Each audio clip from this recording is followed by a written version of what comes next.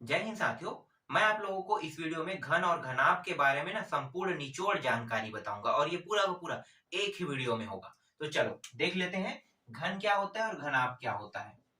घन का परिभाषा और घनाभ के परिभाषा के बारे में आपको पता है? नहीं ना। घन के परिभाषा जो है वो इसके सभी भुजाएं बराबर होते हैं, उसे हम क्या कहते हैं? घन कहते हैं। जबकि घनाभ में दो भुजाएं बराबर हो सकता है पर तीसरी भुजा कोई भी कंडीशन में बराबर नहीं होता है, उसे हम क्या कहते हैं? घनाभ कहते हैं। इसकी आकृति कैसे बनता है? अगर आप लोग आकृति बनाना नहीं जानते तो इस वीडियो से सीख जाना, बहुत आसान होता है आकृति बनाना। देखो इस तरह से आपको एक वर्ग बनाना है और एक वर्ग, दूसरा जो वर्ग है वो थोड़ा सा नीचे में इस तरह से आपको बनाना है। ठीक, अब क्या करना है? ये ऊपर वाला रेखा तिरछा इस तरह से मिला देना, नीचे वाले को तिरछा इस तरह से, इस नीचे वाले को यहाँ पे इसके साथ मिला देना और इसको इसके साथ मिला देना। तो क्या बन गया? घन बन गया। घनाभ भी बना लेते हैं, सेम इसी प्रकार से घनाभ बनेगा। देखो इस तरह से, ये क्या है? ये एक आयत है। आयतों के मिलन से क्या बनता है? घनाभ बनता है। और वर्ग के मिलन से क्या बनता है? घन बनता है। तो इसी तरह से एक दूसरा और आयत नीचे में बना लेते हैं इस प्रकार से। अब क्या करेंगे? इसको मिला दो इस तरह से, तो क्या बन जाएगा? घनाभ बन जाएगा। इसके सभी भुजाएं जो है वो बराबर होते हैं, जबकि इसके सभी भुजाएं कोई भी कंडीशन में बराबर नहीं होता है। मान लो इसके एक भुजा का मान मैं कितना रख देता हूँ? 2 रख देता हूँ। तो इसके सभी भुजाएं के मान कितना रहेगा? 2 2 2 2 2, सबका 2 रहेगा। ठीक है, लंबाई चौड़ाई ऊंचाई सभी भुजाओं का मान 2 ही रहेगा। जबकि इसमें मैं लंबाई का मान 6 रख देता हूँ और बाकी जो 2 भुजा है, एक भुजा कौन है? ये है, और एक भुजा ये है। ठीक है, इसका मान भी 2, इसका मान भी 2। तो लंबाई बस का मान कितना हो गया? 6। बाकी ये जो ऊंचाई है और ये जो चौड़ाई है, ठीक है, इसका मान मैंने 2 2 रख दिया। मतलब आपको डिफरेंस दिख रहा है? डिफरेंस क्या है? इसके सभी भुजाओं का मान क्या होता है? एक जैसा रहता है। जबकि इसके 2 भुजाएं बराबर हो सकता है पर तीसरी भुजाएं बराबर नहीं हो सकता, या इनके सभी भुजाएं अलग भी हो सकता है। ठीक है, इनके सभी भुजाएं, मान लो इसका 6 है, ये 2 है, ये 3 हो सकता है। ठीक है, इसमें डिफरेंस यही है। तो इसीलिए कहा गया है कि 2 भुजा एक जैसे हो सकता है पर तीसरी भुजा कोई भी कंडीशन में एक जैसा नहीं हो सकता। यही क्या कहलाता है? घनाभ कहलाता है। घन और घनाभ के जो सूत्र है उसको बनाते कैसे, निकालते कैसे, चलो इसको मैं आपको सिखाता हूँ। पहले मैं आपको एक यहाँ पे घन और घनाभ से ना पूरा डिक्लेयर कर देता हूँ। ठीक है, ये एक एक प्रकार का क्या है? एक डिब्बा है। ठीक है, ये डिब्बा जो है ये घन जैसा है क्योंकि ये लंबी भुजा है, ये जो है छोटा है थोड़ा सा भुजा में, और ये जो है ये और छोटा है, मतलब तीनों अलग अलग है यहाँ पे। ठीक है, तो ये जो है क्या है? ये एक फलक कहलाता है। ये पूरा हिस्सा क्या कहलाएगा? फलक। तो इसमें कितने फलक है अगर प्रश्न आता है तो देखो, पहला, ये दूसरा फलक, इसको हम तीसरा फलक कहते हैं, और इसको हम क्या कहते हैं? चौथा फलक। फिर एक फलक इधर है और एक फलक पीछे साइड में है। तो कुल कितने फलक हुए? 6 फलक हुए। समझ में आ गए? 6 फलक। अब आप मान लो कि ये क्या है? ये जो आकृति है ये घनाभ है। चलो ठीक है, मैं इसे घनाभ मान लेता हूँ। तो घनाभ के लंबाई, ये जो है ये इसका लंबाई है। ठीक है, तो यहाँ पे जो ये मान है, यहाँ से यहाँ ये जो दिखाई दे रहा है नीचे में, ये क्या है? लंबाई 6 है। ठीक है, ये जो 2 दिखाई दे रहा है, ये जो मैंने ऊपर की ओर लगाया है, ये ऊंचाई। देखो ये हो गया, ये ऊंचाई हो गया, ये इस तरह से गया है ऊंचाई। ठीक है, इसको मैंने कितना रख दिया? 2। ठीक है, और यहां से इस तरह से ये बैक में गया है ना पीछे की ओर, ये भी क्या है? ऊंचाई। ये वाला पीछे वाला ऊंचाई।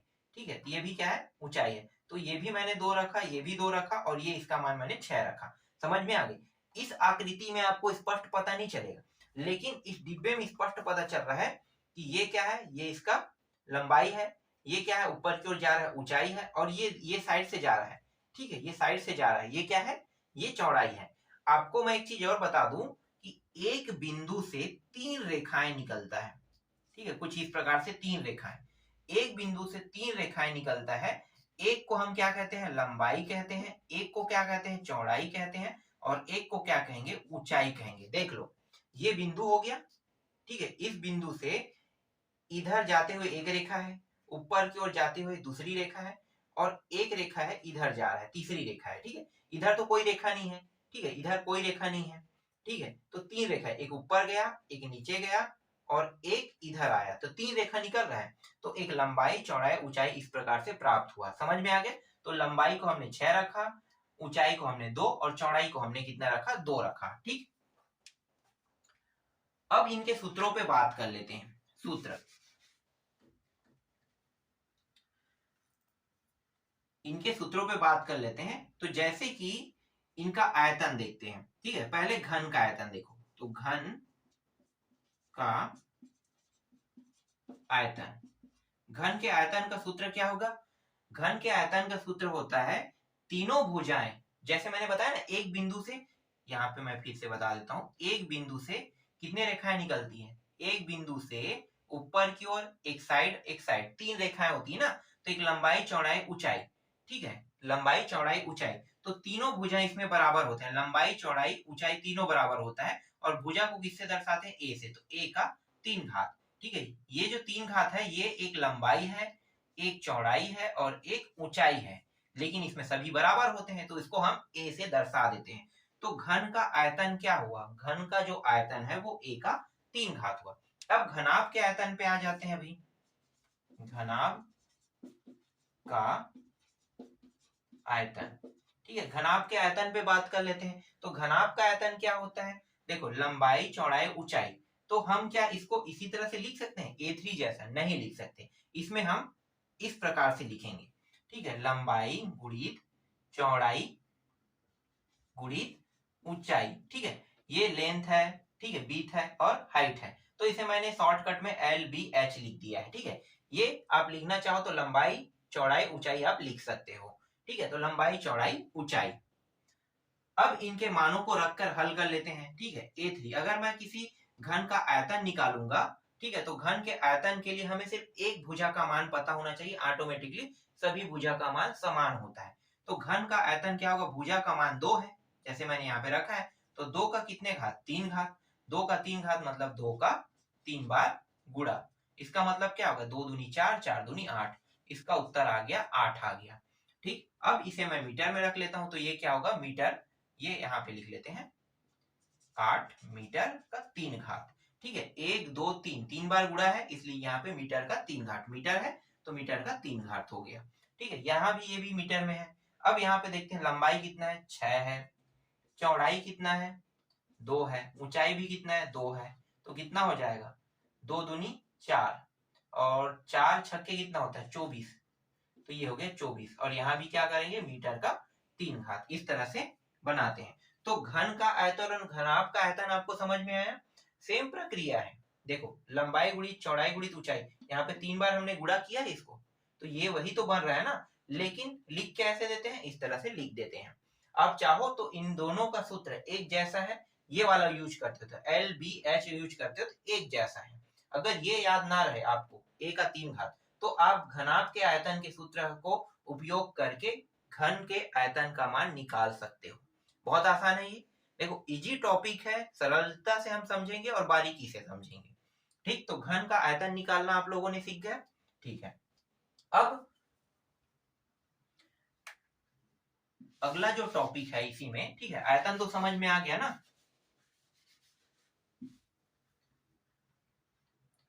अब क्षेत्रफल निकालना सीखते हैं। ठीक है, क्षेत्रफल। तो क्षेत्रफल निकालेंगे तो देखो यहाँ पे निकाल लेते हैं घन का, मैं लिख देता हूं क्षेत्रफल। घन के क्षेत्रफल, तो कितने पृष्ठ है इसमें? कितने पृष्ठ है? फलक मैंने बताया था ना, पृष्ठ मतलब फलक। एक सेकंड, देखो, 1 2 3 4 5 6, 6 फलक है। तो यहाँ पे आपको लिखना है 6 और ये सभी भुजाएं बराबर होते हैं, तो 6a लिख दो। ठीक है, 6a और इसका वर्ग कर दो। तो 6a का वर्ग हो गया। कितना हो गया? 6a का वर्ग हो गया। तो ये घन का क्या हो गया? क्षेत्रफल हो गया। लेकिन घनाभ के क्षेत्रफल का सूत्र ऐसा नहीं होगा। घनाभ का जो क्षेत्रफल का सूत्र है, का क्षेत्रफल, घन के क्षेत्रफल के सूत्र अगर याद नहीं है तो घनाभ के क्षेत्रफल के सूत्र से घन का क्षेत्रफल निकाला जा सकता है। क्योंकि मैं मानता हूं कि सबसे सरल होता है घनाभ का क्षेत्रफल का सूत्र। कैसे? घनाभ के क्षेत्रफल निकालने के लिए आपको पता होना चाहिए एक आयत का क्षेत्रफल। कितने फलक है? 6 फलक है। ठीक है, 6 फलक है, तो उन 6 फलकों का हम उपयोग करते हैं। तो 6 फलक का उपयोग करेंगे तो मैं आपको यहाँ पे सिखाता हूं। देखो, पहले बात कर लेते हैं इस वाले फलक पे देखो, तो इसमें ये क्या है लंबाई और ये क्या है चौड़ाई, फिर ये चौड़ाई फिर लंबाई, ठीक है। तो इन दोनों को मैं लिख लेता हूँ। छह फलक को देखो, ये सबसे आसान ट्रिक है जो मैं बताने वाला हूँ। अगर याद नहीं है, ये याद नहीं हो सकता तो ये याद हो सकता है, ये मैं हमेशा सरल मानता हूँ, ठीक है। छह फलक को लिखते चलते हैं। तो अभी मैं बता रहा हूँ ये क्या है लंबाई और चौड़ाई, ठीक है। गुणा कर दो, तो मैंने कर दिया लंबाई और ये चौड़ाई का गुणा, तो एल बी मैंने लिख दिया, ठीक है। एल बी हो गया, फिर प्लस करेंगे, देखो पहला हो गया, ठीक है। अब आते हैं यहां पे, आते हैं दूसरे पे, ठीक है। ये क्या है लंबाई है और ये ऊपर की ओर जा रहा है, क्या है ऊंचाई है, ठीक है। भाई ये तो ऊंचाई होगा ना, ऊंचाई, तो ये ऊंचाई हो गया। तो यहां पे मैं लिखूंगा एल एच लिखूंगा, ठीक। अब आगे पे आते हैं फिर इस तरह से, तो फिर क्या है ये लंबाई ऊपर की ओर जा रही है, ये क्या है मैंने चौड़ाई माना है ना, अभी मैं बता रहा हूँ ऊंचाई नहीं माना, इसे चौड़ाई मैंने माना है। तो फिर क्या लिखूंगा मैं, फिर से मैं लिखूंगा एल बी लिखूंगा और फिर इसको कैसे लिखूंगा, ये लंबाई है और ये ऊंचाई है, तो यहां पे मैं लिख देता हूं प्लस एल एच लिख देता हूं, ठीक है। इसके बाद देखो ये चारों हो गया, फिर यहाँ पे आते हैं, यहाँ पे आ जाओ, ठीक है। यहाँ पे तो ये क्या है, ये तो चौड़ाई है, ठीक है, ये चौड़ाई है और ये ऊंचाई है, तो यहाँ पे लिखोगे एच और बी लिख दोगे, फिर प्लस इसी तरह से इसके पीछे वाले पृष्ठ में देखो चौड़ाई और ऊंचाई, तो यहाँ भी एच और बी लिख दोगे। इस तरह से सभी पृष्ठों का, ये जो सभी अलग अलग करेंगे तो ये सब आयत बन रहे हैं ना, तो ये 6 पृष्ठ है, मतलब 6 आयत का निर्माण करेगा, ठीक है। स्वाभाविक है 6 आयत का निर्माण करेगा, तो 6 पृष्ठों को हमने अलग कर दिया। अब अलग करने के बाद देखो 1 2 3 4 5 6, 6 पृष्ठों का निकल गया। अब देखो सेम टू सेम कौन है, एल बी सेम है, तो 2 एल बी लिखो, प्लस एल एच तो 2 एल एच है ना, तो 2 एल एच लिखो, फिर एच बी क्या है 2 है ना, तो 2 एच बी इस तरह से लिख दो, ठीक। सभी में देखो 2 है, तो 2 को क्या करेंगे उभयनिष्ठ निकाल लेंगे, L B plus L H plus H B, ठीक है, इस तरह से। तो देखो ये क्या निकल गया, ये है घनाभ का क्षेत्रफल है, ठीक है। थोड़ा सा टफ है, लेकिन सबसे आसान तरीका यह है कि अगर आप सूत्र भूल जाते हो तो आप इस तरीके का उपयोग करके आप घन का भी प्रश्न को सॉल्व कर सकते हो। तो ये घनाभ का क्षेत्रफल का सूत्र है। घनाभ के क्षेत्रफल का सूत्र आपको समझ में आया। ये अगर आपको डायरेक्ट याद नहीं है, यहां से ये जो है दिया रहता है आपके एग्जाम में, जब भी आप हल करते हो तो आप याद करके क्या जाते हो इसको, जबकि शॉर्टकट ट्रिक ये रहा, ये पूरा, जिसे मैं यहाँ पे सिर्फ देख कर, ठीक है, इसे पूरा बना दिया मैंने, ठीक। अब इसको सॉल्व कर लेते हैं, जो जो मान है उसको रख लेते हैं, ठीक है। इसके लिए इसी सूत्र का हम उपयोग कर रहे हैं, चाहे तो हम इसको भी उपयोग कर सकते हैं। देखो मैं इसको करूं या इसको करूं, दोनों में ना मान सेम आएगा, मैं आपको साबित करके दिखा सकता हूँ। 6 गुणित ये कितना है 2 गुणित 2 बराबर कितना हो गया, ये 4 और 6 24 मीटर स्क्वायर प्राप्त हो गया। अब इसका भी उपयोग कर लेते हैं, ठीक है।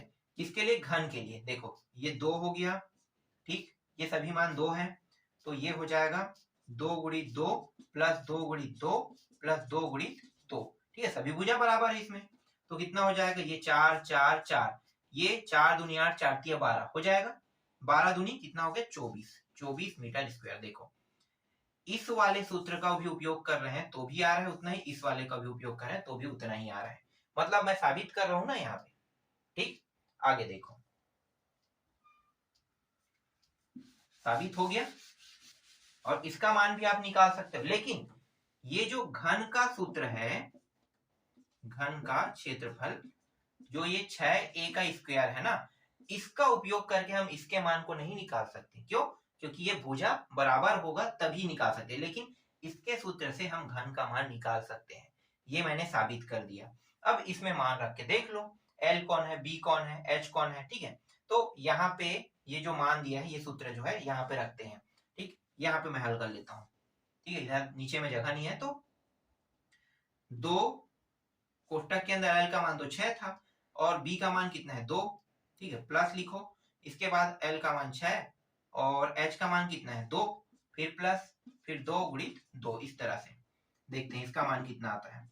2 6 दूनी 12, ये 6 दूनी 12, ठीक है, ये भी 12 प्लस ये भी 12 और ये 4, इस तरह से। तो ये हो जाएगा 12 दूनी 24 और 4 28, 28 और गुणित 2 कितना होगा, 28 गुणित 2, 8 दूनी 16, 56 ना। तो 56 मीटर स्क्वायर यहाँ पे इसके जो उत्तर है, इसका क्षेत्रफल जो है, घनाभ का जो क्षेत्रफल है, इतना प्राप्त होगा। देखो आसान था ट्रिक, बहुत इजी। ठीक है, चलो आगे बात कर लेते हैं। यहां तक पूरा क्लियर हो गया होगा। ठीक है, अब इसमें एक चीज बस और निकालना है हमें, विकर्णों की लंबाई।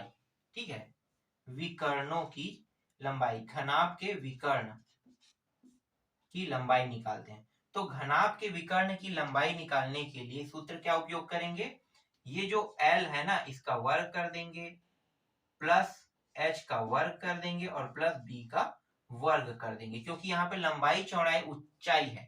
आप लोगों को पता होगा ना, आयत का, ये आयत है, आयत का विकर्ण का सूत्र क्या होता है, पाइथागोरस प्रमेय पता है ना, L का वर्ग प्लस लंबाई का वर्ग प्लस चौड़ाई का वर्ग। ठीक है, ये होता है और इसके ऊपर में अंडर रूट लग जाता है। लेकिन इसमें एक चीज और बढ़ गया, क्या बढ़ गया, ऊंचाई। इसलिए हमने यहाँ पे ऊंचाई को भी ऐड किया है। इसमें ऊंचाई बढ़ गया घनाभ में, इसमें ऊंचाई नहीं था, इसमें लंबाई चौड़ाई बस था, ऊंचाई नहीं था, इसमें ऊंचाई है, तो ऊंचाई को बस क्या कर देंगे, ऐड कर देंगे। तो ये विकर्ण की ऊंचाई हो गया। अब इसके लिए क्या होगा, इसका डायरेक्ट सूत्र है, इसका तो खुद का डायरेक्ट सूत्र है। सूत्र जो है वो अंडर रूट 3a ऐसा कुछ है।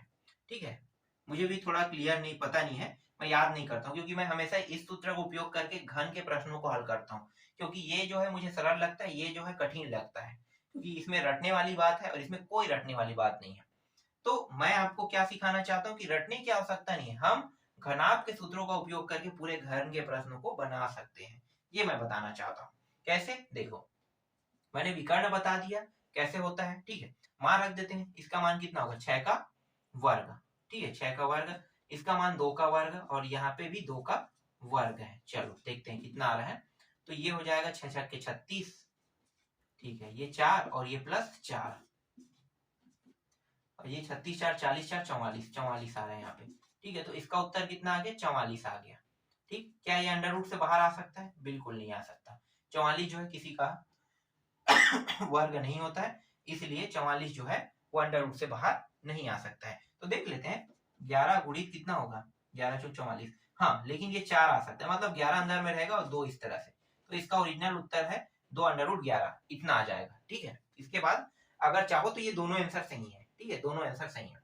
अब यहाँ पे देखो, मैं आपको इसी सूत्र को उपयोग करके बताता हूँ। ठीक है, फिर 3a वाला सूत्र उपयोग करेंगे, मुझे पता चल जाएगा करेक्ट कि 3a सही है कि गलत है, अभी पता चल जाएगा। देखो इसमें सभी मान क्या है, 2 2 है ना, सभी का मान 2 है, तो 2 का वर्ग प्लस 2 का वर्ग प्लस 2 का वर्ग, इस तरह से लिखेंगे। ठीक, मैंने इसका उपयोग कर रहा हूँ, तो ये 4 प्लस 4 प्लस 4 यही होगा। ठीक है, आगे देखो, इन सभी को जोड़ेंगे कितना आएगा, 12 आ जाएगा। ठीक, 12 आ गया। ठीक है, अब क्या कर सकते हैं, इसको और कैसे लिख सकते हैं, तो आपको इस तरह से गुणनखंड करना है, 12 से 2 छक्के, फिर 2 तिया, फिर 3 एकम, मतलब ये वह जोड़ा बना रहा है, 2 गुणित 2 जोड़ा बना रहा है और 3 जोड़ा नहीं बना रहा है। तो जो जोड़ा बना रहा है उससे एक मान बाहर हो जाएगा, तो 2 बाहर हो गया। ठीक है, और ये जो 3 है वो कहाँ पे आ गया, अंडर रूट में। तो देखो सिद्ध हो गया ना, अंडर रूट 3 और a मैंने कहा था, तो a का मान कितना है, 2 है। तो देखो ये दोनों मान सेम टू सेम प्राप्त हुआ, इसका जगह में 2 रख दो a की जगह में, तो यही मान प्राप्त होगा। तो ये देखो सूत्र जो है वो बना कैसे है, पूरा यही सूत्र उपयोग करके, घनाभ के सूत्र को उपयोग करके घन के जो विकर्ण है उसको भी निकाला जाता है। और जब शॉर्टकट तरीका घनाभ के विकर्ण निकालने से मिला है, तो शॉर्टकट तरीका में से याद कराने के लिए अंडर रूट 3a का उपयोग किया गया है। तो अभी मैंने आपको जो सिखाया वो सबसे बेसिक जानकारी है। ये जो जानकारी सबसे बेसिक है और प्रश्नों को कैसे बनाया जाता है मैंने आपको इस वीडियो में पूरा सिखा दिया।